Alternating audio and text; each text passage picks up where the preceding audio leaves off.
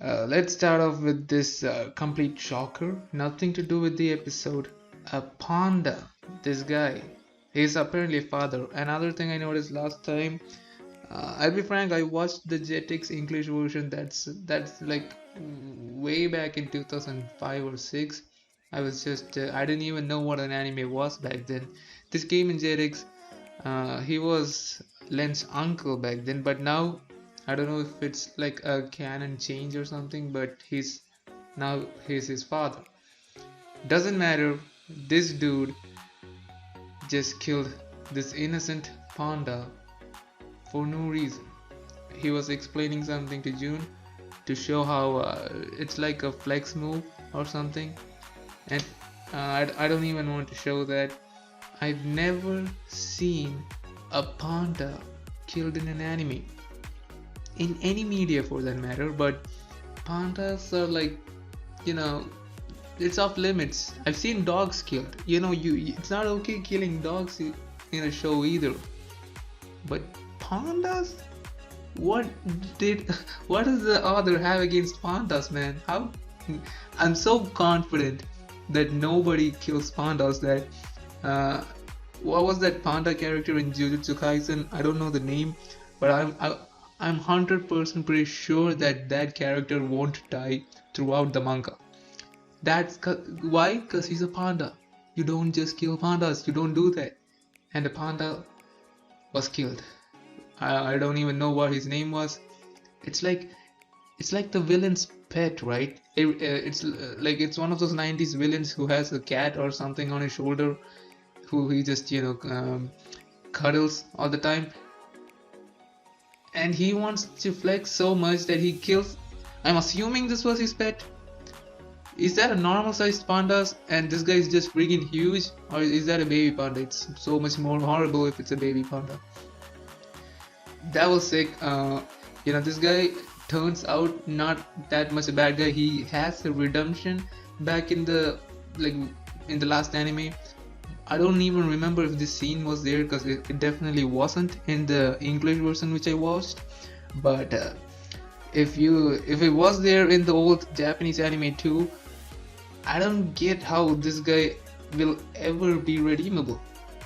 I mean, Endeavor is a gem compared to this guy. It's so much more easier to redeem Endeavor. He already is going through that arc. But whatever this guy does, even if he makes a huge ass sacrifice in the end, I don't think this guy has any arc like that from what I remember. But whatever he does, no forgiving him after this. You don't kill pandas. That's the number one rule. Anyways, let's talk about the fight. It was a decent fight, not that spectacular. They were just flexing their moves back and forth. Everybody's tensed except Yo, because of his newfound confidence. He has to be calm. That's how he comes into how he comes into being known as one of the most chillest protagonists of all time in animes. More chill than the guy from Cowboy Bebop. Um, More chill than Afro Samurai. Anyone whoever you take more chill than you know. What was it? Trigun, the guy from Trigun. What was his name? Okay, I can't remember all these 90s anime heroes' name, man. Anyways, yeah, this is how Yo becomes one of the most chillest characters of all time. Len, Len, what do you want to call him? Coming and flexing his abilities now. Says that he's taller. I don't know if Yo was mocking him, but apparently he's gotten taller. Officially in the wiki, his height is 4'9", and he's just so confident that he's drinking 3 glasses of milk every day, and now he's like much taller than what he was before. This one. And yeah, starting off, it seems that he will dominate the fight, but this is just a whole new different Yo we see here. And it's not Celestial Slash. I think Celestial Slash was the dub version of the attack. Shockwave Buddhagiri is the official Japanese version. It's a cool name. I like that. It doesn't flow off the tongue that easy, but it's something. It's awesome. And I don't remember Len's spear having this big bulge here in the last anime. I was a kid, so excuse me if all these are not like, most of what I say is incorrect, but me and my brothers used to play with stuffs, pretending to be these characters, and I don't remember him having this. So yeah, the fight starts, and Yo, this kind of felt off for me because Yo is samurai using his sword. That's his style. That's his thing. And Len is, he's the shaman of a Chinese warrior, but like seldom uses his spear. Man, it's just Basson at the tip of his spear, punching it out. You know how they go giant spirit. Spoiler alert for the rest of you who haven't seen this before, but this is almost like having a giant spirit already. It's Basson just punching and duking it out and doing all the work. I thought this arc, at least this arc, they should just focus on their weapon skills more than making the spirit do the, having the spirit take form and physically attack the enemy. That it's not aesthetically pleasing. That's what it is. I don't have anything wrong with that. That's just, I guess, his power. Maybe he has, so much Faryoku left over that he can just give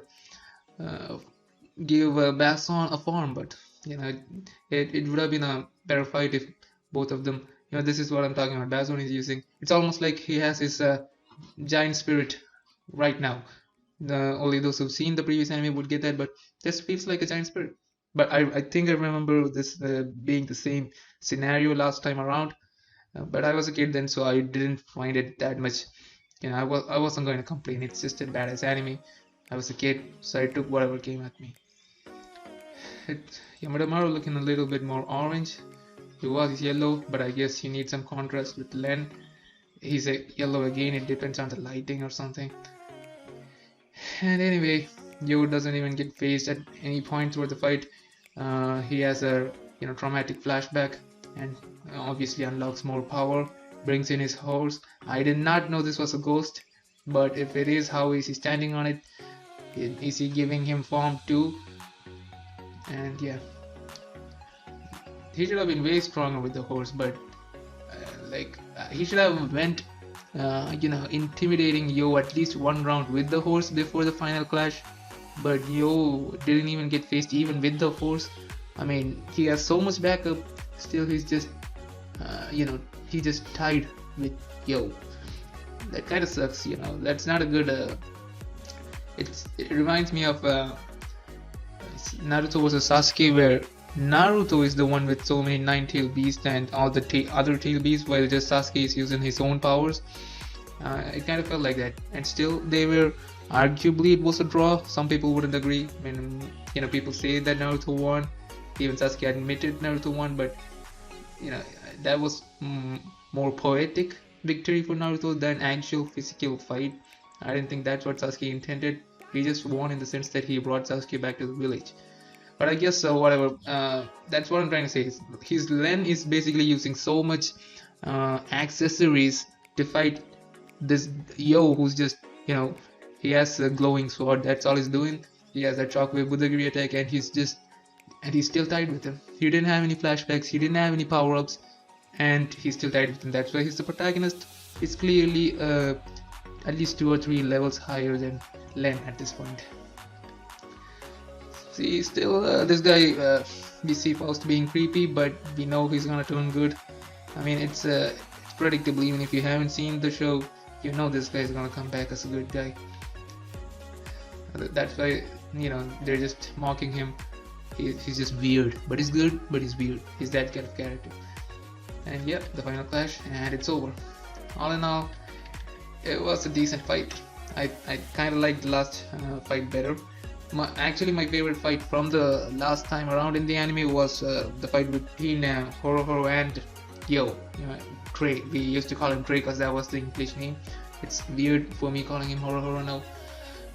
That was an awesome fight. It had so much tension in it, and they just completely massacred it in this time around. And this was like a decent fight back in the day too. It was not much different here also. There's his badass monologue completely shattered by Yo.